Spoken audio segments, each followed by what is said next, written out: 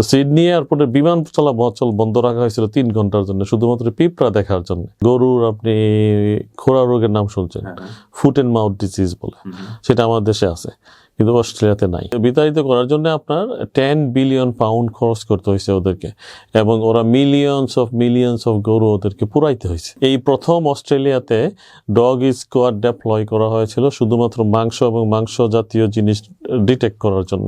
আমাদের এখানে হরিণ খুব প্রোটেক্টেড, আপনি ইচ্ছা করলে শিকার করতে পারবেন, কিন্তু ওইখানে আপনি ইচ্ছা করলে হরিণ শিকার করতে পারবেন। যেই মুরগিটা অস্ট্রেলিয়াতে আমরা দেখছি এটাও বাংলাদেশে একই মুরগি। যেমন বাংলাদেশ থেকে অনেক দেশই মাংস নিবে না, এটা কারণ হচ্ছে বাংলাদেশে প্রায় সব রোগে আছে। বাংলাদেশেও আছে এরকম হটলাইন আছে, ওইখানে মানুষের জন্য হচ্ছে 000 কল দিতে হয়, আর যদি কোনো এনিম্যাল রিলেটেড কিছু হয় তো ওইটার জন্য আরেকটা নাম্বার আছে। ফুড ইন্ডিপেন্ডেন্সি একটা ইম্পর্টেন্ট, সারা ওয়ার্ল্ডে এটা খুব ইম্পর্টেন্ট জিনিস। বায়োসিকিউরিটির সাথে সম্পর্ক হচ্ছে 3টা জিনিসের, একটা হচ্ছে হিউম্যান হেলথ, এটাকে প্রোটেক্ট করতে হবে হিউম্যান হেলথকে, আর হচ্ছে ইকোনমি।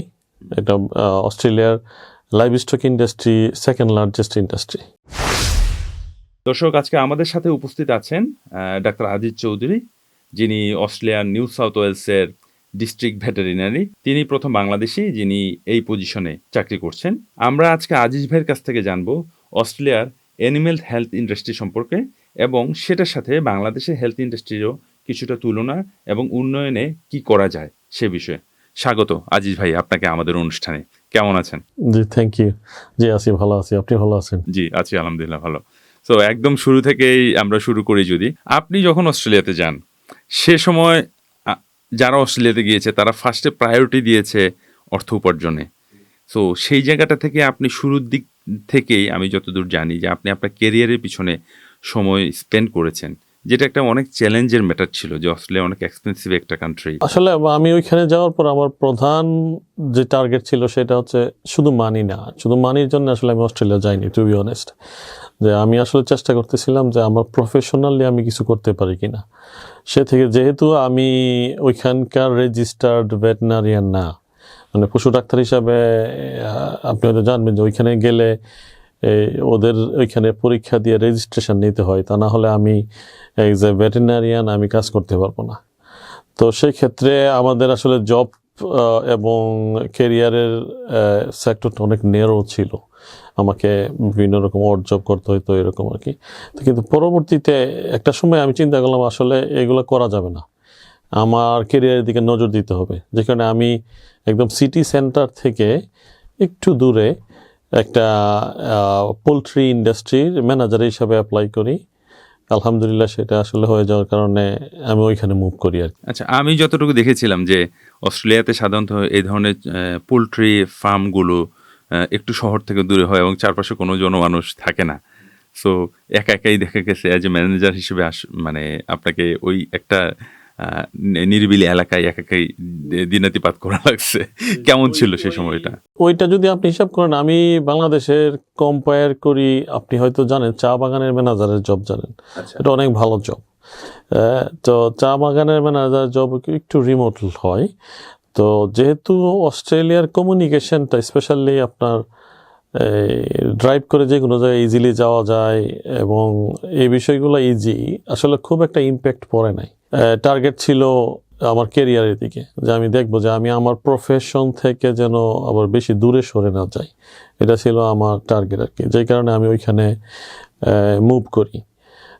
একটু মানে প্রথমে আমাদের মতো দেশ থেকে যাওয়ার পরে হয়তো একটু জনকোলাহল একটু কম থাকলে একটু খারাপ লাগার কথা, সেটা আমি আসলে নিজেকে ম্যানেজ করতে পারছি আর কি। যে আমাকে তো ম্যানেজ করতে হবে।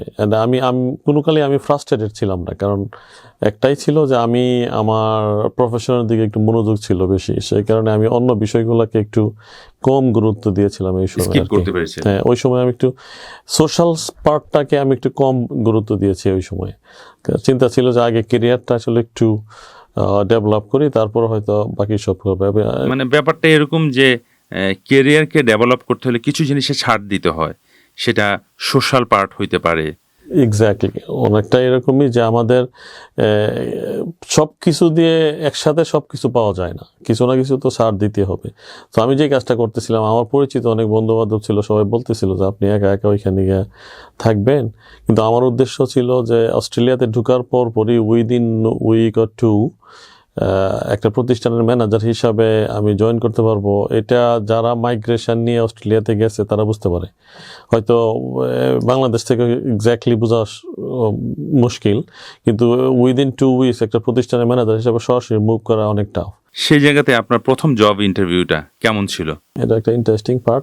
ওইখানে যে পোলট্রি ইন্ডাস্ট্রি অনেকটা আমাদের দেশের মতোই, বাট ওইখানকার স্কেলটা বড়, ওদের ফার্মগুলো অনেক বড় বড় হয় এবং ওদের অপারেশনগুলো অনেক বড় হয়। আমাদের দেশেও আস্তে আস্তে এখন হচ্ছে। তো ওই একটা আমি অ্যাপ্লিকেশন করার পরে একটা ফার্ম আমাকে ইন্টারভিউতে ডাকে। তা ইন্টারেস্টিং পার্ট হচ্ছে আমি আসলে আমার পোলট্রি ফার্মের এক্সপিরিয়েন্স ছিল না, ওই কারণে আমি চিন্তা করতেছিলাম আসলে কি সম্ভব। হ্যাঁ, তারপর আমি সাহস করে গেলাম। যাওয়ার পর আমার একটা টার্গেট ছিল যে আসলে আমি ইন্টারভিউ আমার হয় ভালো হয় আর খারাপ হয়, অন্তত অপারেশনটা আমি দেখতে পারবো, দেখে চিন্তা করবো যে আসলে বিষয়টা কি। তো লাকিলি ওই ইন্টারভিউর পরে যে ইন্টারভিউয়ার ছিল সে আমাকে নিয়ে ওদের অপারেশন ঘুরায় ঘুরায় দেখাইছে। দেখানোর পরে আমি বুঝতে পারছি যে আসলে অপারেশনটা কি রকম। ইমিডিয়েটলি আসলে এটা আমি নিয়ে নিছি, মানে এই ইনফরমেশন আমার দরকার ছিল যে আসলে ওইখানকার অপারেশনটা কেমন চলে পরবর্তীতে ইন্টারভিউর জন্য। যদিও ওই ইন্টারভিউতে আমাকে সিলেক্ট করছিল, কিন্তু কোনো একটা কারণে যেহেতু এখানে স্যালারিগত কিছু বিষয় ছিল, সে কম স্যালারি অফার কারণে আমি যাইনি। লাকিলি ইমিডিয়েটলি এই 3 থেকে 4 দিনের ভিতরে সে আরেকটা ইন্টারভিউ পাই, ওইটা অবশ্য একটু বড় কোম্পানি। সেকেন্ড ইন্টারভিউতে সে আমাকে প্রথমে ইন্টারভিউ না নিয়ে সে সরাসরি আগে নিয়ে গেছে অপারেশন দেখাইতে। যে সে বললো এটা হচ্ছে অস্ট্রেলিয়ান স্টাইল। অস্ট্রেলিয়ান স্টাইল হচ্ছে আপনাকে প্রথমে অপারেশন দেখাবে, কারণ এখানে বোথ সাইড এগ্রি করতে হয়। তো ওইখানে আমাকে আগে ইন্টারভিউ হয়। হ্যাঁ, আগে ইন্টারভিউ হয়, তারপর অনেক কিছু করার পরে এরপরে বলে যে আসেন আপনার এখন দেখাই কি কাজ করবেন। আর সেখানে বলে যে আসো আগে তোমাকে দেখাই ওইখানে তুমি কি কাজ করবা, তোমার সাথে তুমি এগুলো বুঝবা কিনা অথবা পারবা কিনা। তো আমাকে নেওয়ার সাথে সাথে আমি একটা ফার্মে, আমাকে বিরাট বড় ফার্ম, একটা খামারের মধ্যে 1 মিলিয়ন চিকেন থাকে এরকম। 1 মিলিয়ন চিকেন। ওই খামারটাতে ঢোকানোর পরই আমি ওই যে চিকেন গুলা দেখার ফলে একটা প্রবলেম আইডেন্টিফাই করি। আমি বললাম যে এটাতে একটা প্রবলেম চলতেছে এরকম, এটাতে টেম্পারেচার একটু বেশি মনে হচ্ছে, আমার মনে হয় তুমি একটু কমাই দিলে ভালো হবে। ও খুব আশ্চর্য হয়ে গেছে, তুমি জানলা কেমনে যে এটা? আমি বললাম যে আসলে ওদের বিহেভিয়ারই বলতেছে, চিকেনগুলোর বিহেভিয়ার বলতেছে যে ওদের এখানে একটু টেম্পারেচার বেশি। এই জিনিসটা আমাকে হেল্প করছে এর আগের ইন্টারভিউ থেকে। কিন্তু ওই ইন্টারভিউর পরে এরপরে আর ওই ইন্টারভিউ নেয়নি, ওইখানেই আমার সিলেক্ট করে ফেলছে O2। মানে ওইখান থেকে গিয়ে এক জায়গায় বসে ওগুলো আসলে তুমি সিলেক্টেড, তোমার আমি যেটুকু আমি বুঝতে পারছি তুমি অপারেশন বুঝো। সে আর অন্য কিছু জিজ্ঞেস করেনি, ওই একটা জিনিস দিয়েই আমার চাকরি হয়ে গেছে। এখন আপনি আছেন New South Wales district veterinary officer হিসেবে। সো এইখানে আপনার কাজের পরিধিটা কি? এখানে তো মেইনলি আমাদের কাজ হচ্ছে policy development and policy implementation. Specially আপনাকে এটাকে কমপ্লায়েন্স বলে, কারণ অস্ট্রেলিয়ান গভর্নমেন্ট, আপনি যদি এটাকে পাবলিক হেলথের মতো মনে করতে পারেন যে একটা হচ্ছে হিউম্যান পাবলিক হেলথ, একটা হচ্ছে veterinary public health, animal related public health. যদিও দুইটা একসাথে কাজ করে, হিউম্যান এবং অ্যানিমেল, যেহেতু অনেকগুলা রোগের বিষয় আছে যেগুলা অ্যানিমেল থেকে হিউম্যানে আসে। হ্যাঁ, প্রায় মোর দেন 70% ডিজিজ আছে যেগুলা অ্যানিমেল থেকে হিউম্যানে আসে। হ্যাঁ, অনেকগুলা ডিজিজ বা হিউম্যানের আছে, যে কারণে দুইটা সেক্টরে আমরা আসলে কোলাবোরেটলি কাজ করি। অস্ট্রেলিয়ার যে পাবলিক হেলথ আছে পাবলিক মানুষের জন্য, আর অ্যানিমেলের জন্য পাবলিক হেলথ। তো সেখানে আমরা অ্যানিমেল সাইডটাই কমপ্লায়েন্স মেনটেন করি, যেটা হচ্ছে বিভিন্ন, যেমন ধরেন ওখানে অ্যাক্ট আছে, এটাকে বলে বায়োসিকিউরিটি অ্যাক্ট। অ্যাক্টের মধ্যে কিছু বিষয় দেওয়া থাকে যে এই জিনিসগুলো করা যাবে, এই জিনিসগুলো করা যাবে না। তো আমরা ওইগুলোকে কমপ্লাই এবং ওই পলিসি ডেভেলপ করা, বিভিন্ন পলিসি, একজন মানুষের ফার্ম থাকলে সে কিভাবে ম্যানেজ করবে, মানে গভর্নমেন্ট রুল করে দেওয়া আছে যে এই জিনিসগুলো তার মেনটেন করতে হবে। সে একটা এক্সাম্পল দেয় অ্যান্টিবায়োটিক।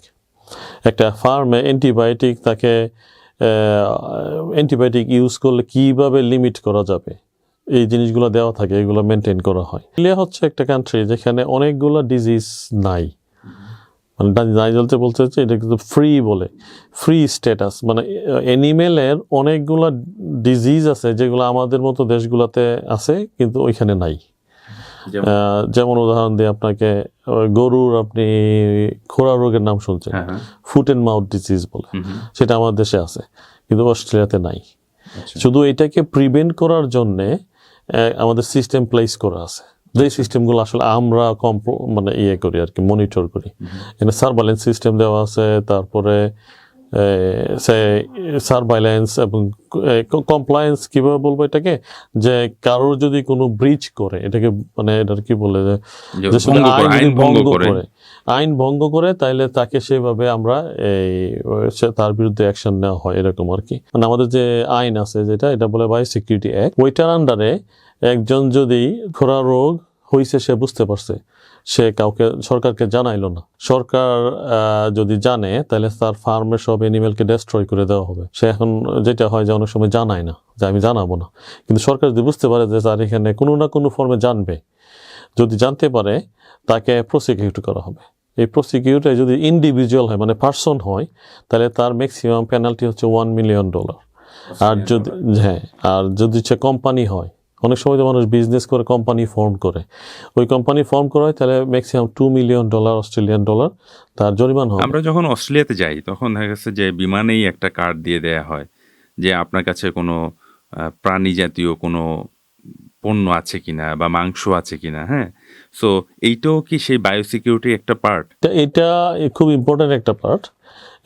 এটাকে বলে আপনার এই অস্ট্রেলিয়ান বায়োসিকিউরিটি, যারা এয়ারপোর্টে ওরা কন্ট্রোল করে।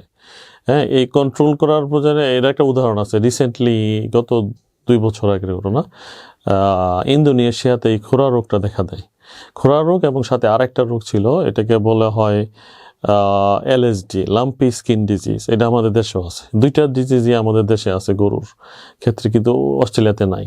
তো এটা যেন না আসতে পারে তার জন্য এয়ারপোর্টে আপনার স্পেশাল ডগ স্কোয়াড ডেপ্লয় করা হয়েছিল। ওই সময় কেউ গেলে, যেমন সিকিউরিটির জন্য, ড্রাগের জন্য ডগ স্কোয়াড আছে, বাট এই প্রথম অস্ট্রেলিয়াতে ডগ স্কোয়াড ডেপ্লয় করা হয়েছিল শুধুমাত্র মাংস এবং মাংস জাতীয় জিনিস ডিটেক্ট করার জন্য, যদি কেউ নিয়ে যেন না ঢুকতে পারে। কারণ হচ্ছে ওই রোগ ডিজিজ দুইটা মাংস জাতীয় এবং মাংস জাতীয় প্রোডাক্ট থেকেই হওয়ার সম্ভাবনা বেশি থাকে। অস্ট্রেলিয়ার মিট হচ্ছে প্রিমিয়াম কোয়ালিটির মিট, ওয়ার্ল্ডের বিভিন্ন কান্ট্রিগুলোতে যায়, যে কারণে একটু এক্সপেন্সিভ। জাপান একটা গুড বায়ার, তারপর ইউরোপের কান্ট্রিগুলো, ওগুলোতে নেই। এখন যদি কোয়ালিটিটা সে মেনটেন করতে না পারে তাহলে তো নিবে না। আবার অনেক দেশ আছে, কিছু কিছু ডিজিজ যদি থাকে ওই কান্ট্রিতে, যেমন বাংলাদেশ থেকে অনেক দেশই মাংস নিবে না। এটা কারণ হচ্ছে বাংলাদেশে প্রায় সব রোগে আছে। হ্যাঁ, এটা একটা। আরেকটা হচ্ছে যে ইন্টারনাল যে ইকোনমি আছে তার উপরে বিশাল ইম্প্যাক্ট পড়বে। এটার কারণ, যেহেতু এটা পলিসি ডেভেলপ করা আছে যে ওই রোগটা যদি দেখা যায় তাহলে ফার্ম এবং তার রেডিয়াস, ধরেন 3-5 কিলোমিটার, ডিপেন্ড করে সিচুয়েশনের উপরে, 5 কিলোমিটার রেডিয়াসে যত ফার্ম আছে সব অ্যানিমেলকে ডেস্ট্রয় করা হবে। তো এখন আপনি চিন্তা করে দেখতে পারেন যে একটা ফার্মে দেখা দিল, তো আশেপাশে ফার্ম সব মিলায় হয়তো দেখা গেল 50,000 গরু আছে, হ্যাঁ, 1 লাখ গরু আছে। তো ওইগুলাকে আপনি ডেস্ট্রয় করতে হবে। তো FMDর জন্য কেন বলতেছি যে খোরা রোগ যেটা, এটা 2002 সালের দিকে অথবা 2001 সাল, আমার ঠিক সালটা মনে নেই, ওই সময়ের ঘটনা। ইউকেতে এই রোগটা নাই, ইউকেতে হঠাৎ করে এই রোগটা দেখা দিয়েছিল আর কি। তো ওদেরকে আপনার 10 বিলিয়ন পাউন্ড খরচ করতে হয়েছে শুধু এটাকে ইরাডিকেট করার জন্য। ইরাডিকেট মানে এটাকে দেশ থেকে বিদায়ী করার জন্য আর কি, বিতাড়িত করার জন্য আপনার 10 বিলিয়ন পাউন্ড খরচ করতে হয়েছে ওদেরকে। এবং ওরা মিলিয়নস অফ গরু ওদেরকে পুরাইতে হয়েছে। শুধু মারলেই হবে না, ওই গরুগুলোকে আসলে পুরাইতে হবে। এটার পলিসিটা হচ্ছে এরকম, কারণ এটা যেহেতু ভাইরাল ডিজিজ, গরু রাখলে হবে না, এটা পুরাইতে হবে। তখন পুরাইতে যে এনভায়রনমেন্টাল ইম্প্যাক্ট, সোশ্যাল ইম্প্যাক্ট, তারপর ইকোনমিক ইম্প্যাক্ট, হ্যাঁ, সব ইম্প্যাক্ট হিসাব করলে আসলে অনেক হিউজ। সেটা আমাদের অস্ট্রেলিয়া তো সিমিলার করো না। আপনি যদি এরকম শুধুমাত্র একটা ডিজিজের কথা আমি বলতেছি, FMD অথবা ফুট অ্যান্ড মাউথ ডিজিজ, যেটা খোরা রোগ বলি, শুধু এই ডিজিজটা দেখা দিলে অস্ট্রেলিয়াতে $10 বিলিয়ন খরচ হবে শুধুমাত্র ইরাডিকেট করতে। এটা হচ্ছে প্রেডিকশন, মানে যে ইকোনমিক যে অ্যানালাইসিস আছে সেটার হিসাব। এটা এই একটা ডিজিজ, যদি আরো অনেক ডিজিজ আছে, যেমন ধরেন আরেকটা হচ্ছে যে জুনোটিক ডিজিজ, যেটা অনেক ডিজিজ আছে যেটা হিউম্যানকে এফেক্ট করে, এনিমেলে যাওয়ার পরে এটা হিউম্যানকে এফেক্ট করে। উদাহরণ হচ্ছে জলাতঙ্ক, আমাদের দেশে যে রেবিস বলে যেটাকে জলাতঙ্ক, ওইখানে নাই, অস্ট্রেলিয়াতে নাই। এখন অস্ট্রেলিয়াতে যদি রেবিস ঢুকে তাহলে তো অবশ্যই হিউম্যানের মধ্যে যাবে। আর জলাতঙ্ক এমন একটা রোগ যেটা আসলে কোনো মেডিসিন নাই, তো কোনো ভ্যাকসিনও নাই। জলাতঙ্কের ভ্যাকসিন আছে কিন্তু ওইখানে ওরা ভ্যাকসিন ইউজ করে না, যেহেতু আমাদের দেশে যারা আছে ওরা জলাতঙ্কের ভ্যাকসিন ইউজ করে, কিন্তু ওই দেশে ভ্যাকসিন, যেহেতু এটা দেশটা ফ্রি কান্ট্রি, এখানে ওদের ভ্যাকসিন ইউজ করার দরকার পড়ে না। যদি জলাতঙ্ক থাকতো তাহলে ওদেরকে ভ্যাকসিন দেওয়া লাগতো। শুধু পেটের যে প্রোটেকশন, তার নিজের ডিজিজের জন্য যে প্রোটেকশন সেটা আছে। আর কিছু প্যারাসাইট আছে, যেমন টক্সোপ্লাজমা নামে একটা ডিজিজ আছে, যেটা হিউম্যানে ট্রান্সমিট হয়, তো এটা রেয়ার কেস, এটা খুব কম হয় আর কি। তো পেটের জন্য আসলে মানে হিউম্যানের সাথে যদি রিলেশনশিপ ডেভেলপ করো, তাহলে এই লাভ অ্যান্ড এফেকশন ছাড়া ওইরকম খুব একটা মানে আদার্স এফেক্ট কম। এই কারণে ওইখানে আসলে ডগকেটের পরিমাণ অনেক বেশি। হিউম্যান পপুলেশন 26 মিলিয়ন, ডগকেটের পপুলেশন ওভার 30 মিলিয়ন অথবা এরকম। হ্যাঁ, তো মানে এবারে যে মানুষের চেয়ে ওইখানে কেটের সংখ্যা বেশি। হ্যাঁ, অলমোস্ট 75% ফ্যামিলি অথবা এরকম কাছাকাছি ওদের পেট আছে, প্রত্যেকে একটা মিনিমাম একটা, তো অনেকেরই 2-3টা পেট থাকে। তো সেইটা আসলে দুই ইন্ডাস্ট্রি, একটা হচ্ছে পেট ইন্ডাস্ট্রি, যেটা আমাদের দেশে এখনো ওইভাবে ডেভেলপ করেনি। আর একটা হচ্ছে, হ্যাঁ, আমাদের দেশে গ্রো হচ্ছে। বায়োসিকিউরিটির সাথে সম্পর্ক হচ্ছে 3টা জিনিসের, একটা হচ্ছে হিউম্যান হেলথ, এটাকে প্রোটেক্ট করতে হবে হিউম্যান হেলথকে। আর হচ্ছে ইকোনমি, এটা অস্ট্রেলিয়ার livestock industry second largest industry, ওখান থেকে একটা বিশাল অঙ্কের এক্সপোর্ট, অলমোস্ট 75% অস্ট্রেলিয়ার লাইভস্টক প্রোডাকশন অ্যাকচুয়ালি এক্সপোর্ট হয়। হ্যাঁ, তো ওদের জন্য এটা সিরিয়াস ইম্পর্টেন্ট বিষয়। যদি এক্সপোর্ট বন্ধ হয়ে যায় তাহলে ওরা ইকোনমিক্যালি সিরিয়াস ইম্প্যাক্টেড হবে, যে কারণে এটা ইম্পর্টেন্ট। আর একটা হচ্ছে আপনার এনভায়রনমেন্টাল ডাইভার্সিফিকেশন একটা বিষয় থাকে অ্যাজ ওয়েল। আপনার ওইখানে এনভায়রনমেন্টাল ডাইভার্সিফিকেশন না থাকলে ওরা এটাকে খুব মানে গুরুত্ব দেয়। এই কারণে কিছু অ্যানিমাল, যেমন বলতেছে যে আমরা বলি যে কিছু অ্যানিমেলকে আমরা প্রোটেক্ট করতেছি ভালো রাখার জন্য, আবার কিছু অ্যানিমেলকে মারার জন্য চেষ্টা করি। হ্যাঁ, সেখানে আছে, যেমন এখানে 2 ধরনের অ্যানিমেল আছে। একটা হচ্ছে যে ফার্ম অ্যানিমেল, যেটাকে ওরা মনে করে এটা প্রোডাকশন হিসেবে প্রোডাকশন করার জন্য ওরা ইউজ করে। আর একটা হচ্ছে ইনভেসিভ অ্যানিমেল অথবা ফেরাল অ্যানিমেল বলে ওরা এটাকে। হ্যাঁ, এটাকে আরেকটা নাম দিয়েছে ওরা পেস্ট অ্যানিমেল। এগুলো ডিপেন্ড করে আসলে কে কোন লর উপরে আর কি।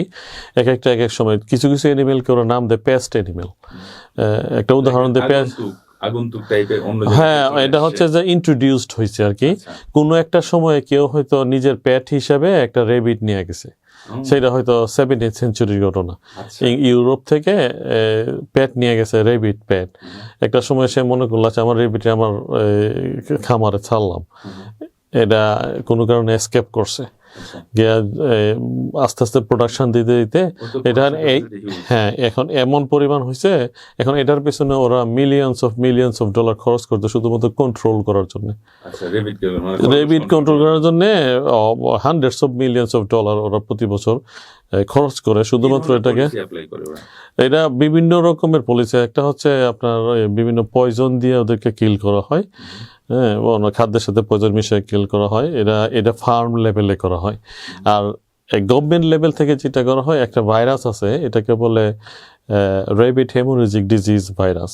এটা শুধুমাত্র রেবিটকেই মানে খরগোশকেই এফেক্ট করে, এবং এর ভ্যাকসিনও আছে। তো যাদের পেট রেবিট আছে অথবা খামার আছে তাদেরটা ভ্যাকসিন দিয়ে দেয়, আর এমনিতে রিলিজ ওই ভাইরাসটাকে এনভায়রনমেন্টে রিলিজ করা হয়। তাহলে হলো কি, যেগুলো ফেরাল আছে, যেগুলো জংলি রেবিট বলতেছি আমরা, ওইগুলা এটা ইনহেল করার পরে ওদের অথবা ওদের কন্ট্যাক্টে আসার কারণে ওই ডিজিজগুলো হয়, ওগুলো মারা যায়।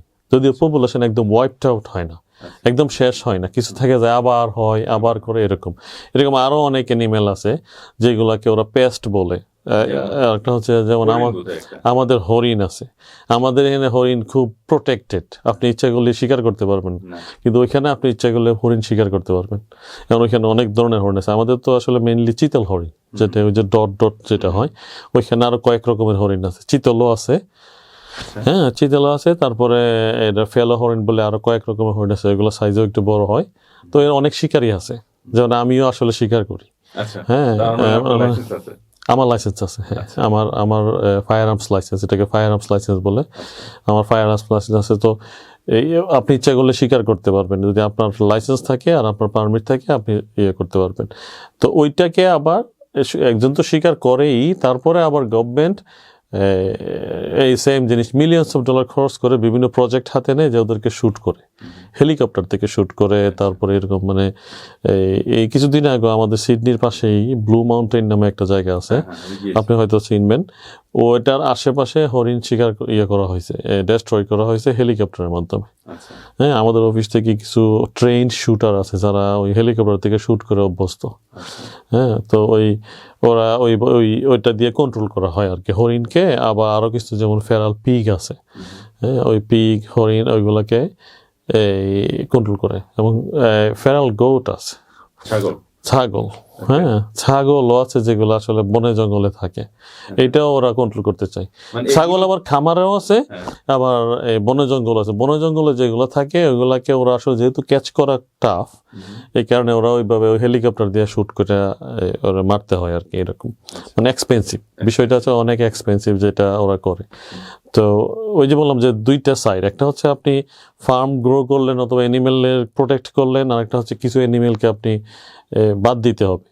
হ্যাঁ এটা গেল তো অ্যানিমেলের, আবার কিছু ইনসেক্টও আছে, হ্যাঁ যেগুলা যেমন অস্ট্রেলিয়া চায় না যে এই ইনসেক্টটা ভিতরে আসুক, এরকম অনেক অনেক উদাহরণ আছে আমাদের কাছে। ইনসেক্ট তো আসলে একটা বাস্তব ঘটনা আছে আমার 2014 সালের ঘটনা। হঠাৎ করে এই সিডনির যে পোর্ট আছে, বোটানি বে পোর্ট বলে, ওইখানে ওদেরই মনে হয় কোনো একজন ওয়ার্কার হঠাৎ করে একটা আনইউজুয়াল একটা এই পিঁপড়ার বাসা দেখতে পায়, একটু উঁচা বড়। তো ওর সন্দেহ লাগছে যে এটা তো মনে হচ্ছে কোনোদিন দেখি নাই। তো ওইখানে ও হটলাইনে কল দিছে। হটলাইন কল হচ্ছে আমাদের এই মানুষের, বাংলাদেশেও আছে এরকম হটলাইন আছে, ওইখানে মানুষের জন্য হচ্ছে 000 কল দিতে হয়, আর যদি কোনো এনিমেল রিলেটেড কিছু হয় তো ওইটার জন্য আরেকটা নাম্বার আছে। হ্যাঁ তো ওই নাম্বারে কল দিছে, দেওয়ার পরে এই অফিসার, বাই সিকিউরিটি অফিসার, ওরা গেছে গিয়া ইনভেস্টিগেট করছে, পরে দেখতে পাইছে এটা একটা পিঁপড়া, যে পিঁপড়া অস্ট্রেলিয়াতে নাই, এবং এটা খুব মানে অ্যাগ্রেসিভ টাইপের পিঁপড়া আর কি। এটাকে অস্ট্রেলিয়া কোনোভাবেই চায় না, কোনো এখান থেকে বিদায় করতে পারলে, মানে বিদায় করার দরকার, খুবই ইম্পর্টেন্ট। সাথে সাথে ওই গভর্নমেন্টের হায়ার কিতে যাওয়ার পরে এটা বলে চিফ ভেটেরিনারি অফিসার, সাথে সাথে ইমার্জেন্সি ডিক্লেয়ার করে, এটা ডিক্লারেশন বলে, ইমার্জেন্সি ডিক্লেয়ার করতে হয়। যখন ইমার্জেন্সি ডিক্লেয়ার করে তারপরে এই পিঁপড়াটার নাম হচ্ছে রেড ইম্পোর্টেড ফায়ার এন্ট। হ্যাঁ এটা মূলত পরে ইনভেস্টিগেশনে জানা গেছে এটা আসলে আর্জেন্টিনা থেকে একটা শিপ আসছে, ওইখানে একটা কন্টেইনারের মধ্যে হয়তো কোনো কারণে 2-1টা পিঁপড়া আসছে। আচ্ছা যেহেতু এটা কন্টেইনার টার্মিনাল, ওইখানে আশেপাশে একটু মাটির ইয়ে পাইছে, ওইখানে বাসা বাঁধাচ্ছে। তো যেহেতু ওইখানে বাসা একটা পাওয়া গেছে, এটার আশেপাশে 5 কিলোমিটার রেডিয়াস, 5 কিলোমিটার রেডিয়াস প্রতি ইঞ্চি জমি ওইখানে যা আছে চেক করা হয়েছে। প্রতিটা ইঞ্চি জমি আপনার মানে চিন্তা করতে পারেন মানে এফোর্টটা কিরকম দিছে ওরা, প্রতি ইঞ্চি জমি ওরা চেক করছে, এবং যে কোনো পিঁপড়ার বাসার মতো কিছু দেখলেই কাঠি দিয়ে পোক করা হয়েছে। প্রচুর স্টাফ মেম্বার, প্রচুর লোকজন দিয়ে, ভলান্টিয়ার দিয়ে এরকম চেক করা হয়েছে। এর ভিতরে সিডনি এয়ারপোর্টও ছিল। তো সিডনি এয়ারপোর্টের বিমান চলাচল বন্ধ রাখা হয়েছিল 3 ঘন্টার জন্য, শুধুমাত্র পিঁপড়া দেখার জন্য। মানে এটা যে ইন্টারেস্টিং পার্ট আর কি, শুধুমাত্র পিঁপড়া দেখার জন্য, যে রানওয়ের আশেপাশে পিঁপড়ার বাসাটা আছে কিনা, ওই পিঁপড়াটা, এটার জন্য 3 ঘন্টা বিমানবন্দর অফ রাখা হয়েছে। ইন্টারন্যাশনাল এয়ারপোর্ট বন্ধ রাখা হয়েছে, মানে এয়ারপোর্টের রানওয়েটা বন্ধ, রানওয়ে বন্ধ মানে হচ্ছে তো কার্যক্রম বন্ধ আর কি, রানওয়েটা 3 ঘন্টার জন্য বন্ধ রাখা হয়েছে, শুধু এটা টেস্ট করবে, চেক করবে বলে। তো এইরকম সিরিয়াস ওরা বায়োসিকিউরিটি বিষয়, এটা আমি একটু জাস্ট বোঝানোর জন্য আর কি। হ্যাঁ, মাঝখানে বোধহয় ব্যাং নিয়ে বোধহয় এই ধরনের কোনো একটা ঘটনা ঘটছিল। হ্যাঁ, ব্যাংও আছে আসলে, ওই যে বললাম যে ব্যাংও, কিছু ব্যাংক আমাদের দেশে কোনা ব্যাংক বলে যেটাকে, হ্যাঁ, কোনা ব্যাংক বলে ওই দেশে নাই। হ্যাঁ, এইটাও নিষিদ্ধ, এটাকে বলে কেইন টোড বলে ওরা। কেইন টোড মানে হচ্ছে যে আখের খেতে সাধারণত থাকে, আমাদের দেশে আখের খেতে বড় বড় ব্যাংক আছে, ওইটা একটু পয়জন আছে আর কি, আসলে পয়জন আছে, এই কারণে ওরা এটাকে ইয়ে করতে চায়। ওইটা রেগুলারলি, এটা কন্টিনিউয়াসলি এখনো বিভিন্ন জায়গায় হঠাৎ করে পাওয়া যায়, যখনই পাওয়া যায় তখনই সাথে সাথে আশেপাশের এলাকা সার্চ করা হয় যে এটার আরো বংশধর আছে কিনা, এরকম ওদেরকে ক্লিন করা হয়। আপনি তো পশু ইন্ডাস্ট্রি নিয়ে বললেন, এই পশু ইন্ডাস্ট্রির সাথে যারা, যেমন বাংলাদেশে আমরা যত্রতত্র কসাইখানা দেখি, হ্যাঁ, যেহেতু আপনি বায়োসিকিউরিটি নিয়ে কথা বলছেন, যত্রতত্র কসাইখানা তো অস্ট্রেলিয়াতে নেই, এখানে লাইসেন্স করা কসাই থাকে। সো এই কসাইখানার কালচার বা পশু জবাইয়ের কালচারটা অস্ট্রেলিয়াতে কেমন, এটা যদি একটু বলতেন। পশু জবাই আসলে আপনার যদি নিজে খাওয়ার জন্য আপনার যদি এনাফ জায়গা থাকে, ধরুন আপনার একটা খামার আছে, এটা হয়তো 20 একরের খামার আছে অথবা 100 একর, এখানে খামার আসলে 100-200-র নিচে হয় না, টুকিটাকি খামার, এগুলোর খামার হিসাবে ধরে না আর কি। তো ধরুন 100 একর জায়গা আছে, ওইটার মধ্যে আপনার গরুর খামার আছে, আর খামারের স্টাইলটা আসলে আমাদের দেশের মতো না। আমাদের দেশে তো গরু এক জায়গায় বন্দি করে পালা হয়, ওইখানে আসলে মানে খোলামেলা থাকে, ওরা খায় এরকম আর কি। গরুর গলায় কখনো গোয়ারাই বলতে এটার কমার্শিয়াল কিছু ইন্ডাস্ট্রি আছে যারা সরাসরি ওই গরুগুলাকেই নিয়ে আসে কিনে একটু ইয়াং এজে, 6 মাসের মতো পালার পরে ওরা আবার বিক্রি করে, ওইটা একটা। আর নর্মালি যেটা ইন জেনারেল, ওইটা গরু ওইভাবেই থাকে আর কি, মানে এরকম খোলামেলা মাঠেই থাকে, ওদেরকে এক্সট্রা ফিড টিট খাওয়ানো হয় না।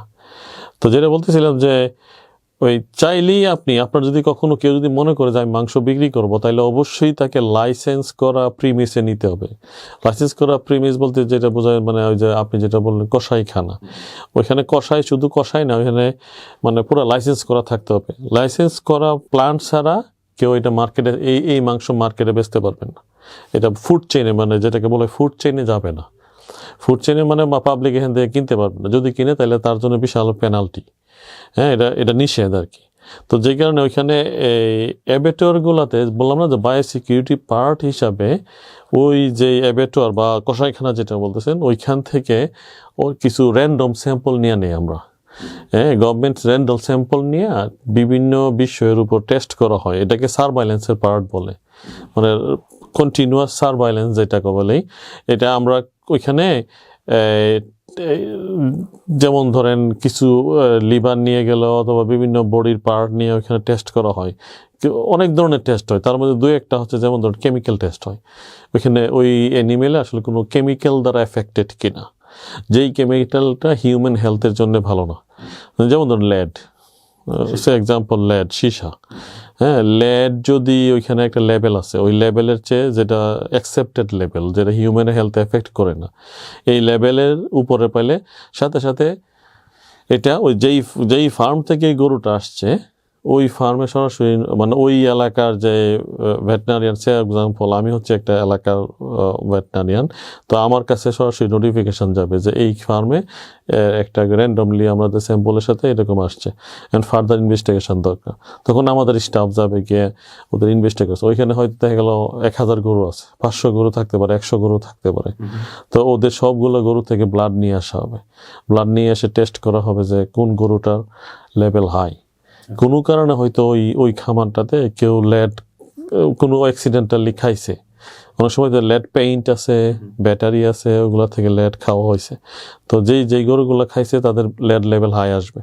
তো ওই প্রত্যেকটা গরু যাদের হাই আসবে সার্টেন লেভেলের উপরে, যে লেভেলটা স্ট্যান্ডার্ড লেভেল দেওয়া আছে তার উপরে আসলে ওই প্রত্যেকটা গরু ওই খামারে কোয়ারেন্টাইন করা হবে। ওইটা কোনোদিন আর কোথাও ফুড চেইনে ঢুকবে না, মানে ও বিক্রি করতে পারবে না, ওইখানেই থাকতে হবে। হ্যাঁ, এটা বিশাল লস যদি সে লেভেলটা হাই হয়। আর যদি অনেক সময় বেশি হাই হইলে আসলে গরুটা মারা যায়, লেট তো পয়জনাস। এখানে ইম্পর্টেন্স এটা যে বেশি হাই লেভেল থাকলে মানুষের উপরে ইম্প্যাক্ট পড়ে। তো ওইভাবে কোয়ারেন্টাইন করা হয়। এরকম আরও অনেক ডিজিজ আছে, যেমন ধরুন অ্যান্টিমাইক্রোবিয়াল আছে, অ্যান্টিবায়োটিক অথবা আরও কিছু অ্যান্টিবায়োটিক রিলেটেড কেমিক্যাল আছে যেগুলো খাওয়ানো হয় গরু অথবা অন্য অ্যানিমেলকে। তো ওইগুলা যদি পাই তাহলে ইনভেস্টিগেট করা হয় যে আসলে কি ওইখানে খাওয়ানো হয়েছে কিনা। হ্যাঁ, এইরকম আর কি। তো অ্যান্টিমাইক্রোবিয়াল যেখানে যেমন ধরেন একটা অ্যান্টিবায়োটিক খাওয়ানোর পর একটা লিমিট আছে, এতদিনের ভিতরে সে মার্কেটে বেচতে পারবে না, অথবা এটা হিউম্যান কনজাম্পশনে দেওয়া যাবে না। এগুলো যদি কেউ কোনো কারণে ব্রিচ করে তাহলে তার বিরুদ্ধে অ্যাকশন নেওয়া হয়। তো যে কাজগুলো আসলে আমাদের দিয়ে আমরা করি আর কি, যে এইরকম ইয়েতে যারা করে তাদের বিরুদ্ধে কমপ্লায়েন্স অ্যাকশনে যাইতে হয় আর কি, এরকম। ভাই, কসাইখানা নিয়ে যেহেতু কথা উঠছে, তো আমার নিজেরও একটু জানার আগ্রহ যে অস্ট্রেলিয়ার কসাইখানাতে আমরা বিভিন্ন রকম কথা শুনি বা বিভিন্ন দেশে ভিডিও দেখি যে কোথাও গরুকে আসলে দেখা গেছে মাথার মধ্যে শুট করে মারা হয়, আবার কোথাও দেখা গেছে চিকেনকে শক দিয়ে মারা হয়। আসলে অস্ট্রেলিয়াতে এই মুসলিমরা যেহেতু হালাল ফুড ক্লেম করে, অস্ট্রেলিয়াতে এই নর্মালি পশুগুলোকে কিভাবে এই ফ্যাক্টরিগুলোতে জবাই করা হয় এবং হালালটা সেভাবে কিভাবে ডিক্লেয়ার করা হয়? অস্ট্রেলিয়ার দুই ধরনের প্রসেস আছে। একটা হচ্ছে হালাল প্রসেস, যেটাকে আপনি বলতেছেন যে শ্যুট করে, এটাও ঠিক আছে। এটা আসলে ব্রেইনে এটাকে বলে স্টান্ট করা হয়। প্রথম একটা দিলে এটা আনকনশাস হয়ে যায় অ্যানিমাল, তারপরে এটাকে ওই একজন স্টাফ থাকে, সে ওই আল্লাহর নাম নিয়ে জবাই করে। এটা গরুর কথা বলতেছি। সেম জিনিস মুরগির ক্ষেত্রেও সেম জিনিস, তাকে স্টান করা হয়, হ্যাঁ, মানে আনকনশাস করা হয় আর কি। এটা করতেই হবে। এটা হচ্ছে ওই দেশের আবার অ্যানিমেল ওয়েলফেয়ারের বিষয় থাকে। সেটা হচ্ছে যে যদি আপনি একদম কনশাস একটা গরুকে আপনি গরু জবাই করেন, এটা ওরা মনে করে যে এটা গরু কষ্ট পায়। হ্যাঁ, যে কারণে ওদেরকে ব্রেইনে আগে একটা শক দিয়ে হিট করে যে কোনো ইয়েতে স্টান করা হয়, তারপরে জবাই করা হয়। তখন এটা হালাল প্রসেস হয়। আর যদি হয়, এই হালাল অ্যাবেটোয়ার না হয়, দুই ধরনের অ্যাবেটোয়ার এখানে। একটা হচ্ছে হালাল অ্যাবেটোয়ার, আর যদি হালাল না হয় সে আর ওই জবাই করে না। হ্যাঁ, তার ওই একটু বেশি করে স্টান করলেই এটা মারা যায়, মানে লিমিটটা একটু বাড়ায় দিলেই ওইটা মারা যায়। তারপর ওরা ওদের মতো করে প্রসেস করে। তো ওইখানে এভাবেই হালাল প্রসেসটা আসে আর কি। তো ওইখানে সার্টিফিকেশন বডি থাকে, ওরা ওইরা অ্যাপ্রুভ করে, যেই প্রসেসটা ওরা মেনটেন করে ওভাবে অ্যাপ্রুভ করে। এভাবে আমরা আসলে হালাল খাবার পাই। যেহেতু অস্ট্রেলিয়ার এক্সপোর্টিং কান্ট্রি এবং অনেকগুলো মুসলিম দেশে করে, এখন আসলে অনেক অ্যাবেটোয়ার আছে, বিশেষ করে কসাইখানা বলি যেটা, ওরা আসলে হালাল প্রসেস করে। অনেক সময় আছে ইন্টারনালি মার্কেট করে। মজার বিষয় হচ্ছে এখানে, যেহেতু এটা ওই যে কিছু মুসলমান এবং নন মুসলিমের ভিতরে কিছু ক্ল্যাশ আছে এখানে, যেহেতু এটা হালাল অনেক সময় লিখে না, কিন্তু আসলে এটা হালাল। ওরা প্রসেস করে হালালি, কিন্তু হয়তো ইন্টারনালি যখন মার্কেট করে এইটা লিখে না যে এটা হালাল এটা লিখে না, ইচ্ছা করে। এটা একটা মার্কেটিং পলিসি ওদের। হয়তো কোনো একটা গ্রুপ আছে যারা হালালের এগেইনস্টে, ওরা এটা কিনবে না। আমাদের দেশেও একসময় কথা উঠেছিল যে আমরা যেন কোরবানির সময় পশুগুলোকে একটা নির্দিষ্ট জায়গায় জবাই করি। হ্যাঁ, তো আপনি তো একজন যেহেতু অস্ট্রেলিয়ার লাইসেন্স পশু চিকিৎসক, আপনার কাছে কি মনে হয় যে এই ধরনের উদ্যোগটাকে আমাদের দেশে আসলেই ইমপ্লিমেন্ট করা উচিত কিনা, এবং এতে করে আমাদের কালচার, রিলিজিয়ন, আবার বায়োসিকিউরিটি, হ্যাঁ, এই বিষয়গুলো কিভাবে মেনটেন করা যায়? এটা একটা ভালো উদ্যোগ হইতে পারে, তবে ইনফ্রাস্ট্রাকচারের বিষয়টা চিন্তা করতে হবে আর কি। আমাদের অস্ট্রেলিয়ার পপুলেশন আর আমাদের পপুলেশন এক না। আর একটা হচ্ছে যে আমাদের গ্রামে গঞ্জে, বিশেষ করে হয়তো সিটি লেভেলে আপনি হয়তো সম্ভব, কিন্তু গ্রামে গঞ্জে এটাকে করা আসলে লজিস্টিক্যালি এটা আসলে অনেক কঠিন হবে। তবে করতে পারলে বেস্ট। কারণ আপনার বিশেষ করে আপনি যদি ডিজিজ এবং এনভায়রনমেন্ট, আমাদের দেশে যেমন আমি বলতেছিলাম যে অ্যানথ্রাক্স, অস্ট্রেলিয়াতে অ্যানথ্রাক্স নাই। অস্ট্রেলিয়াতে অ্যানথ্রাক্স নাম শুনছেন তো? অ্যানথ্রাক্স রোগটা আমাদের দেশে আছে। অ্যানথ্রাক্স রোগটা যদি আপনি যেখানে সেখানে গরু জবাই করেন, আর যদি কোনো কারণে ওই গরুটা অ্যানথ্রাক্সের হয়, অ্যানথ্রাক্সের জীবাণুটা সারা চারদিকে ছড়াইয়া যাবে, এবং অ্যানথ্রাক্স কিন্তু হিউম্যানকে এফেক্ট করে। মানুষ মারা যেতে পারে অ্যানথ্রাক্সে। তো এই জাতীয় ডিজিজগুলো থেকে বাঁচার জন্য এবং পাবলিক হেলথের কথা চিন্তা করলে, এনভায়রনমেন্টের কথা চিন্তা করলে, এরকম যদি এক জায়গায় করা হয় তাহলে সুবিধা। চিকেন ইন্ডাস্ট্রি নিয়ে কথা হচ্ছিল আপনার সাথে। তো তো বাংলাদেশে চিকেন ইন্ডাস্ট্রিতে আমরা প্রায় সময় শুনি যে এই ফার্মের মুরগি খাওয়া যাবে না, এটা হরমোন, এক্সট্রা হরমোন দিয়ে এটাকে গ্রো করা হয়, বা ফার্মের ডিম খাওয়া যাবে না, বা ফার্মের মুরগি থেকে প্রসেসড কোনো ফুড খাওয়া যাবে না, এগুলোতে অতিরিক্ত এক্সট্রা হরমোন দেওয়া হয় যেটা কিনা আমাদের মানব শরীরের জন্য ক্ষতিকর। সো হরমোন নিয়েও কথা হয়, আবার অ্যান্টিবায়োটিক নিয়েও কথা হয়। সো বাংলাদেশের এই পোলট্রি ইন্ডাস্ট্রি নিয়ে এই দুইটা পয়েন্টে আপনার মূল্যায়নটা কি? এটা ভালো পয়েন্ট বলছেন আপনি। এটা কারণ হচ্ছে এটা একটা মিসলিডিং ইনফরমেশন। আমাদের দেশে মানে অনেকে হুজুগে দৌড়ায়, কিছু না বুঝেই। আবার কিছু মানুষ থাকে যারা আসলে ওই জনপ্রিয়তা পাওয়ার জন্য কিছু মিসলিডিং ইনফরমেশন মার্কেটে ছাড়ে, যেটা খুব খারাপ। যে মানে এটা আসলে যদি কোনো অ্যাকশন থাকতো তাইলে হয়তো এটা করতো না কেউ। যে কারণে আমি কেন বললাম এটা, যে আপনি মুরগি, আমাদের দেশে মুরগি সেফ। আমাদের দেশে ব্রয়লার যেটাকে বলে এটা সেফ, এটাতে কোনো হরমোন খাওয়ানো হয় না অ্যাজ ফার এজ আমি যেটুকু জানি। যেই মুরগিটা অস্ট্রেলিয়াতে আমরা দেখছি এটাও বাংলাদেশে একই মুরগি, যে অরিজিন যে মুরগিটার সেটা একই অরিজিন। যেমন ওয়ার্ল্ডে এখন বড় বড় দুইটা মাংসের মুরগির কথা বলতেছি, দুইটা বড় কোম্পানি আছে যারা সারা ওয়ার্ল্ডে ম্যাক্সিমাম সাপ্লাই দেয়। একটা বলে রস বার্ড আর একটা হচ্ছে কব বার্ড। কব হচ্ছে মানে ওরা হচ্ছে ওই ব্রিডটার নাম আর কি। হ্যাঁ, ওই ব্রিডটারই অস্ট্রেলিয়াতেও কব আছে, বাংলাদেশেও কব আছে। এখন অস্ট্রেলিয়া আর বাংলাদেশের মুরগির পার্থক্য একটাই, আমাদের এখানে আসলে অ্যান্টিবায়োটিক খাওয়ানো হয়। শুধু অ্যান্টিবায়োটিকটা চেষ্টা, অনেক কোম্পানি আছে এখন যারা অ্যান্টিবায়োটিক ফ্রি মুরগি প্রডিউস করতেছে, কিন্তু অস্ট্রেলিয়াতে ইন জেনারেল মুরগিকে অ্যান্টিবায়োটিক খাওয়ানো হয় না।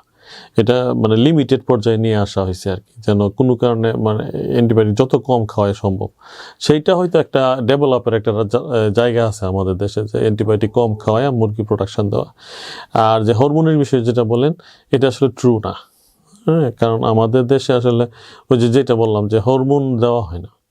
এই মুরগিগুলা মানে গ্রো বেশি করার জন্যে ওদেরকে সিলেক্টিভ ব্রিডিং বলে, আস্তে আস্তে ব্রিডিংটাকে, এটা অনেক বড় রিসার্চের কাজ, অনেক ব্যাকগ্রাউন্ড রিসার্চ, ওরা বিলিয়নস অফ ডলার খরচ করে ওইটাকে আস্তে আস্তে ডেভেলপ করে। এটা ওভারনাইটে হয়নি। আপনি এই মুরগি যা দেখতেছি এটা আসলে আমাদের দেশি মতো অথবা জঙ্গল ফাউল থেকেই আসা, এটা অন্য কোথাও থেকে আসে না, হুট করে ল্যাবে তৈরি করা হয় নাই। এই মুরগিটাকে ল্যাবে তৈরি করা হয় না, এটাকে ডেভেলপ করা হয়েছে আস্তে আস্তে। এখন আপনি যে মুরগি দেখতেছি ব্রয়লারটা, এটা হয়তো আজকে থেকে 10 বছর আগে আমি যখন বাংলাদেশে ছিলাম, এটাকে FCR বলে, মানে 1 কেজি খাওয়ার পরে কত তাড়াতাড়ি বড় হয়। যা ছিল তার চেয়ে এখন অনেক বেশি।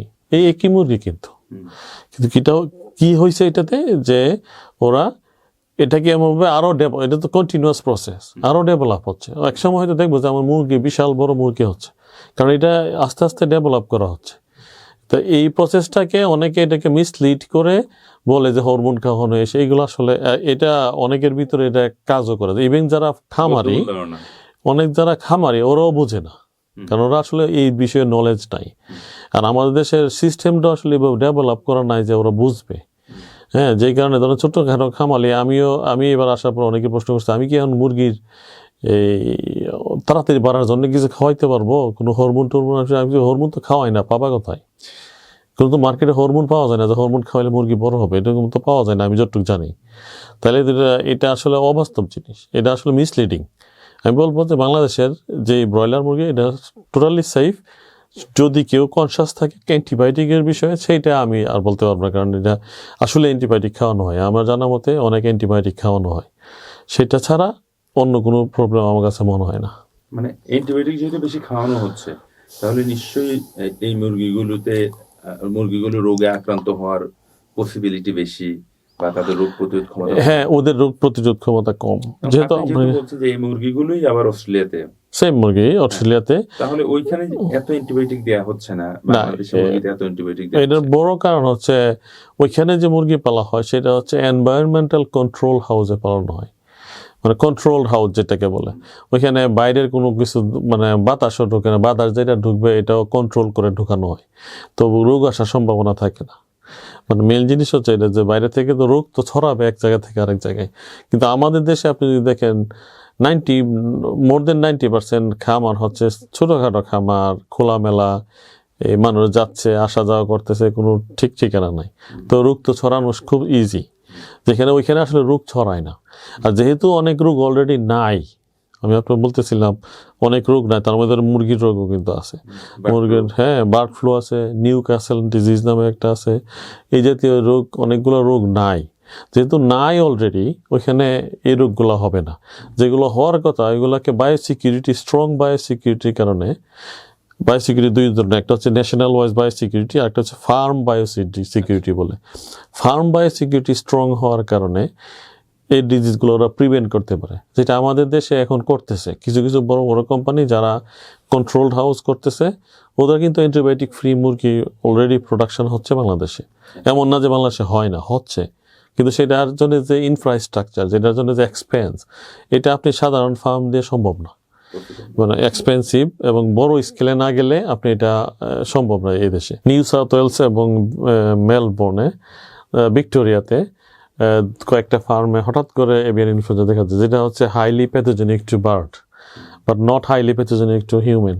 বাট দ্য ওয়ান, একটা বড় প্রবলেম হচ্ছে এই ভাইরাসটা এনি টাইম, এটা হচ্ছে এই ভাইরাসের সবচেয়ে ডেঞ্জারাস পার্ট আর কি, এনি টাইম মিউটেট করে হিউম্যানের জন্য হাইলি প্যাথোজেনিক হয়ে যেতে পারে। যে কারণে এটা অস্ট্রেলিয়াতে এই লো প্যাথোজেনিক, হাই প্যাথোজেনিক সব হচ্ছে ইমার্জেন্সি ডিজিজ, এটাকে বলে ইমার্জেন্সি ডিজিজ। তো সাধারণত ইমার্জেন্সি ডিক্লেয়ার হয়েছে, হওয়ার পরে 2 জায়গায় মিলিয়ে অন্তত 1 মিলিয়ন চিকেনের মতো আমরা ডেস্ট্রয় করা লাগছে। ওই ফার্মের রেসপন্সিবিলিটি, এটা হচ্ছে ফার্মের রেসপন্সিবিলিটি, ওরা ডেস্ট্রয় করতে হবে। মানে ডিরেকশনটা যাবে গভর্নমেন্ট থেকে আর কি, কিভাবে করতে হবে, কোথায় করতে হবে। তো ওদের যে ফিনান্সিয়াল লসটা হবে এইটা যদি, এইটা এখানে কিছু বিষয় আছে, এটা হচ্ছে গভর্নমেন্টের লিস্টেড কিছু ডিজিজ আছে যেগুলোর হাত আসলে কারোর হাতে নাই। এটা যেমন এটা যদি হয় তাহলে সে ফাইন্যান্সিয়ালি কিছু পাবে, কম্পেনসেশন পাবে। সব ডিজিজ হইলে পায় না, কিছু ডিজিজ হইলে ওরা কম্পেনসেশন পায়, দ্যাটস ইট। মানে সোজা কথা হচ্ছে যারা খামারি তারা একদম পথে বসে যায় না। না, ওইটা পথে বসবে না, কারণ হচ্ছে সে ওই যে কম্পেনসেশন পাবে, যেটা বললাম যে গভর্নমেন্টের দেখা গেলো হয়তো তার 1000 মুরগি ছিল অথবা 50,000 মুরগি ছিল, সে হয়তো ওই প্রতি মুরগির প্রতি টাকা পায়। হ্যাঁ, এটা সব ডিজিজের ক্ষেত্রে আমি বললাম। সে ধরেন এই যে বার্ড ফ্লুর কথা যেটা হইলো রিসেন্টলি, এরকম এর আগেও এই 4-5 বছর আগের ঘটনা, সেখানেও সালমোনেলা এন্টারিটাইটিস নামে একটা ব্যাকটেরিয়া আছে, যেটা অস্ট্রেলিয়ার, এটা হিউম্যানের জন্য সরাসরি ইম্প্যাক্টেড। হ্যাঁ, তো হিউম্যানকে সিক করে। তো কোনো একটা পার্টিতে, বার্থডে পার্টিতে একজন মহিলা সিডনিতে সে হঠাৎ করে সিক হয়েছে।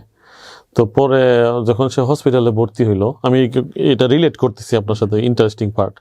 সে হঠাৎ করে সিক হয়েছে, বার্থডে পার্টি কেক টেক খাওয়ার পরে হসপিটালে যাওয়ার পরে হসপিটাল যখন ইন্টারভিউ নেয়, তো আপনি তো যদি কোনো কারণে সিক হন, কী হয়েছিল, কী করছেন, কোথায় গেছেন, এরকম যখন জিজ্ঞেস করে, সে পাইলো যে সে কেক খাইছিল। কেকের মধ্যে একটা ওই যে ফোমি পার্ট যেটা আছে, এটাকে কি বলে আমার ঠিক মনে নাই। তো ওই ফোমি পার্টটা তো আসলে র এগ থেকে করা হয়, র এগ ফেট করে করা হয়। তো ওইটা যে ডিম ইউজ করা হয়েছে, ওই ডিমকে সোর্স করে, ওই ডিম কোত্থেকে আসছে, মানে আমি যেটা বোঝাইতে চাচ্ছি আপনাকে, এইভাবে সোর্স করা যায়, আমাদের দেশে যেটা সম্ভব না। ওই ডিমটা যে ওইখানে বানানো হয়েছে, ওই ডিম কোন দোকান থেকে কিনা হয়েছে, ওই দোকানে কোন খামার থেকে আসছে, ওইটা লিস্ট করা যায়, একটা স্ট্যাম্প করা থাকে। প্রত্যেকটা ডিমে একটা স্ট্যাম্প করা থাকে, একটা কোড নাম্বার দেওয়া থাকে। এই কোড দেখলেই বুঝতে পারবে যে এটা হচ্ছে এই খামার থেকে আসছে। আমরা ট্রেস ব্যাক, এটাকে বলে ট্রেস ব্যাক করে ওই খামারের সন্ধান পাইছি। আমাদের ডিপার্টমেন্টে একটা সেকশন আছে, এটা বলে ফুড অথরিটি, যারা সাধারণত সব ফুড আউটলেট, রেস্টুরেন্ট ওদের লাইসেন্স দেয়। হ্যাঁ, তো ওদের কাছ থেকে আসছে আমাদের কাছে, যেহেতু যখনই ফুড থেকে যখনই খামারের কাছাকাছি চলে আসবে, তখন এটা আমাদের কাছে চলে আসে।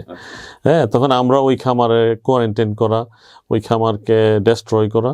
এবং ইন্টারেস্টিং পার্ট হচ্ছে, ওই সময়ে আমরা 2019-20 ঘটনা বলতেছি, সিডনি এবং তার আশেপাশে অন্তত 15টা ফার্মের মতো ডেস্ট্রয় করা হয়েছিল, বড় বড় ফার্ম। এক একটাতে 50,000 থেকে 1 লাখ মুরগি করে ছিল, অথবা কোনোটাতে আরো বেশি ছিল। হ্যাঁ, ওইগুলাকে ডেস্ট্রয় করা হয়েছে শুধুমাত্র ওই ব্যাকটেরিয়াটা ওই একটা মহিলা সিক হওয়ার কারণে।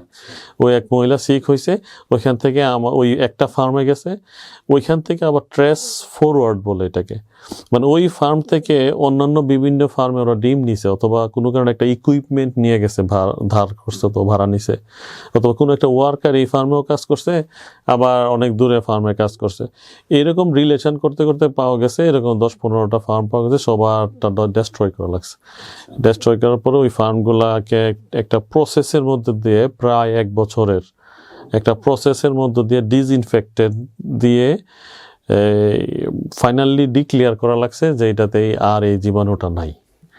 এইরকম প্রসেসে যাইতে হয়, মানে এটা এক্সপেন্সিভ এবং খুব টাইম কনজিউমিং একটা প্রসেস এই অস্ট্রেলিয়াতে, যেটা আমাদের দেশে আসলে খুব টাফ। পোল্ট্রি ইন্ডাস্ট্রি নিয়ে আরেকটা শেষ প্রশ্ন, অস্ট্রেলিয়াতে যেমন ডিমের গায়ে অনেক সময় এক্সপায়ারি দেওয়া থাকে, আমাদের দেশে তো এটা থাকে না, আসলে ডিম কি এত দ্রুত এক্সপায়ার্ড হয়ে যায়? ডিমের এক্সপায়ারি দেওয়া থাকে, আর এটা খুব টেকনিক্যাল কোশ্চেন। এটা হচ্ছে ডিম তো টেম্পারেচারের সাথে সম্পর্ক, ডিম বেশি হলে ভিতরে নষ্ট হইতে পারে। আরেকটা হচ্ছে ডিমের আউটসাইডটা, ডিম যেটা আছে এটা হচ্ছে খোলসের মধ্যে অনেক সময় যদি সে ডিমটা ফ্লোরে পারে, তাহলে ওইখান থেকে কিছু ব্যাকটেরিয়া যায়, ব্যাকটেরিয়াতে লাগে। তো ব্যাকটেরিয়াটা যদি টেম্পারেচারটা ঠিক মানে মেনটেন না করা হয়, ব্যাকটেরিয়া ডিমের মধ্যে পোরস বলে, মানে ছিদ্র আছে যেটা আমরা দেখি না, ওইটা দিয়ে আস্তে আস্তে ভিতরে ঢুকতে পারে। এই কারণে অ্যাডভাইস হচ্ছে, এটা আমার অ্যাডভাইস হচ্ছে যে বাজাতে ডিম কিনে সাথে সাথে ফ্রিজে রেখে দেওয়া। ওই ফ্রিজে হইলে সে আর ওইখানে ব্যাকটেরিয়া গ্রো করবে না, ভিতরে ঢুকবে না। ডিম ফ্রিজে রাখা ভালো। আমাদের দেশে যেটা করে এখন অনেক মারা, যে ডিম আনার পরে সেটাকে হালকা কুসুম গরম পানির সাথে লবণ মিশিয়ে ওটার মধ্যে একটু ওয়াশ করে নেই, ওয়াশ করে আপনি ফ্রিজে রাখলে ভালো। ওয়াশ করেন, এটা ফ্রিজে রাখলে ডিম ভালো থাকে, একটু বেশি দিন থাকবে আর কি। আপনি যেটাকে হয়তো 2 দিন থাকবে, আর আমাদের দেশের টেম্পারেচারটা আসলে একটু বেশি, হ্যাঁ, মানে একটু হিউমিডিটি বেশি থাকার কারণে অনেক সময় জীবাণু থাকে বেশি এনভায়রনমেন্টে। তো সেটাকে যে ফ্রিজে রাখলে সাথে সাথে নর্মাল নিয়ম হচ্ছে আসলে মুরগির ডিম কালেকশনের সাথে সাথে ফ্রিজে রেখে দাও, তাইলে ওই যে ব্যাকটেরিয়ার যে ইম্প্যাক্টটা আছে, আমরা একটু যেটা বলছিলাম সালমোনেলা, বিশেষ করে সালমোনেলা, ইকোলাই, এরা ভিতরে ঢুকে যায়। হ্যাঁ, বিশেষ করে আপনি যদি বাচ্চাদের অনেক সময় হাফ সিদ্ধ কম সিদ্ধ ডিম খাওয়ায় না, এইগুলোতে অনেক সময় বাচ্চা সিক হইতে পারে। হ্যাঁ, আবার ওই যে কেকের সময় যে ইউজ করে, কেকে তো ওই র ডিম ইউজ করে, হ্যাঁ, এই সময়ে ওদের সিক হইতে পারে। তো আর ওই যেটা ডেটের কথা বললেন, এটা আসলে লাইসেন্সিং অথরিটি, হ্যাঁ, ওদের রেগুলেশন থাকে, এতদিন আপনার লাইসেন্স দেওয়া থাকবে, 7 দিনের বেশি ডিম এইরকম টেম্পারেচার রাখা যাবে না। এটা ফুড স্ট্যান্ডার্ড, এটাকে বলে ফুড স্ট্যান্ডার্ড। ওইখানে ফুড স্ট্যান্ডার্ড হচ্ছে এইটা, একটা সেট করে দেওয়া আছে, সে এই সেটেই তাকে যাইতে হবে, তাকে বেশি ইচ্ছা করলে বেশি করা যাবে না। ফিশ ইন্ডাস্ট্রি নিয়ে যদি অস্ট্রেলিয়া বলতেন, অস্ট্রেলিয়াতে তো মিঠা পানির মাছ খুব আমরা দেখি নাই, খুব কম, মানে বিশেষ করে কিছু বেশ আছে একটু নর্দার্ন পার্টে একটু মিঠা পানির মাছ পাওয়া যায়, আর তো আসলে মেইনলি সি ফুড। ওদের সি তো ওদের মেইন সোর্স অফ ফিশ। তো সেই ক্ষেত্রে কিছু কমার্শিয়াল ইন্ডাস্ট্রি আছে যারা আসলে মূলত সাগরের পানিতেই চাষ করে, এটা একটু ভিন্ন স্টাইলের, যেটা আমি জানি না। আমাদের দেশে কিছু মনে হয় নদীতে আছে, জাল বেড় দিয়ে, আপনি জানি না আমি যে দেখছেন কিনা, জাল বেড় দিয়ে ওইটার মধ্যে চাষ করে, অনেকটা এরকমই, কিন্তু ওইটা আরো একটু হাইটেক দিয়ে ওরা বিশাল জাল সমুদ্রের মধ্যে সব জায়গায় করতে পারবে না, পারমিশনের বিষয় আছে। তো ওই কিছু কিছু পেনিনসুলা টাইপের জায়গা আছে যেগুলোতে ওরা করার পারমিশন পায়, ওইখানে ওরা টোনা চাষ করে, তারপর আরো কিছু সামুদ্রিক মাছ আছে যেগুলো চাষ করে। টোনা এক্সপেন্সিভ ফিশ, এটা আপনি হয়তো জানেন যে এক্সপেন্সিভ, ওরা টোনাটাই ম্যাক্সিমাম, আমি যতটুকু জানি টোনাটাই বেশি করে। আর কিছু আছে বারামুন্ডি, যেটা আমাদের দেশে কোরাল ভেটকি মাছ বলে, এইটা হচ্ছে নর্দার্ন টেরিটরিতে কিছু, এটা মিঠা পানির মাছ। এইটা ওরা কিছু আছে ওরা চাষ করে। মাছে আসলে আমার জানা মতে অস্ট্রেলিয়া খুব যে ভালো ইয়ে করে তা না, ওরা নিজস্ব আর কিছু স্যামন ইন্ডাস্ট্রি আছে, ওরা ওই সেম সাগরের ইয়েতে স্যামন করে। কিছুদিন আপনি বাংলাদেশে ভেটেরিনারি ইন্ডাস্ট্রিতেও কাজ করেছেন, এখন অস্ট্রেলিয়াতে আছেন, এই দুইটার মধ্যে তো অনেক পার্থক্য, সেটা আমরাও জানি। আমাদের দেশের এই ভেটেরিনারি ইন্ডাস্ট্রি ডেভেলপে আপনার কি পরামর্শ? আমাদের দেশে আসলে কমার্শিয়াল ইন্ডাস্ট্রিটা ভালো ডেভেলপ করছে, এটাকে বলা চলে। যদি কিছু জিনিস আসলে কন্ট্রোলের বাইরে, যেমন টু মাচ অ্যান্টিবায়োটিক ইউজ করা, এই জিনিসগুলা একটু কন্ট্রোল করা উচিত। ভেটেরিনারিয়ানদের এই বিষয়ে উদ্যোগ নেওয়া উচিত, এটা আমি মনে করি। যে এখানকে যারা ভেটেরিনারি আছেন তারা আসলে যদিও এটা ভেটেরিনারিয়ানের চেয়ে গভর্নমেন্টের রেগুলেশন ইম্পর্টেন্ট। যেমন আমি আপনাকে বলি, ওইখানে অস্ট্রেলিয়াতে অ্যান্টিবায়োটিক ভেটেরিনারিয়ান ছাড়া আর কেউ প্রেসক্রাইব করতে পারবে না। সেম হচ্ছে ইয়ের জন্য, মানুষের জন্য একদম MBBS ডাক্তার ছাড়া কেউ অ্যান্টিবায়োটিক লিখতেই পারবে না, বেচতেই পারবে না, মানে ফার্মাসিগুলো বেচতে পারবে না, যেটা আমাদের দেশে সম্ভব না। আমরা আনাচে কেন আছে ফার্মেসি, কিন্তু ওইখানে ফার্মেসির অ্যান্টিবায়োটিক দিলে তাদেরকে লিখতে হয়। আপনি দেখছেন, লিখতে হয়, তারপরে ওই ডাক্তার যেভাবে বলে সেভাবে দিতে হবে, এর বেশি দিতে পারবে না, কেউ বিক্রিও করতে পারবে না। সেম ভেটেরিনারিতে ছাড়া এই ভেটেরিনারিয়ানের প্রেসক্রিপশন ছাড়া কোনো অ্যান্টিবায়োটিক এবং কিছু রেস্ট্রিক্টেড ড্রাগ যেটাকে বলা হয়, এগুলো ইউজ করা সম্ভব না কোনো অ্যানিমেলের জন্য ইউজ করা যায়, কোনো অ্যানিমেলের জন্যই না। তো যেটা আমাদের দেশে আসলে অবাস্তব। আমাদের দেশে যে মন চায় সে এই অ্যান্টিবায়োটিক খাওয়াইতে পারে। এই বিষয়ে